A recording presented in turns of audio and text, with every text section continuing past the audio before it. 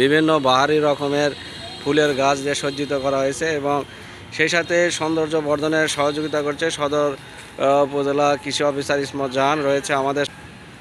আমরা এখন এই মুহূর্তে দেখতে পাচ্ছি আমাদের সদর উপজেলা উদ্ভিদ সংরক্ষণ অফিসার জাহাঙ্গীর আলম ভাই। কি করেন ভাই এখানে? আসসালামু আলাইকুম। এই উপজেলা পরিষদ চত্বরে ফুলের গাছ লাগায় সৌন্দর্য বর্ধনের কাজ মূলত করা হচ্ছে।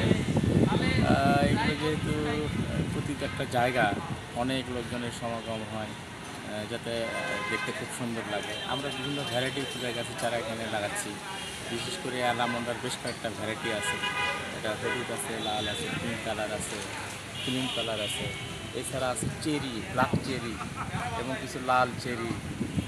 তাছাড়া ওই যে বাগান ভুলিয়া এটাও আছে।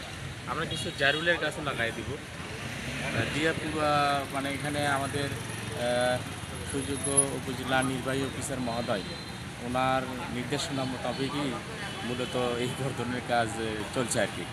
এবং এখানে আমাদের উপজেলা কৃষি অফিসার মহোদয় উনি এবং উপজেলা নির্বাহী অফিসার ওনার দুইজনের যৌথ এটা পরামর্শই এই কাজগুলো হচ্ছে। ধন্যবাদ।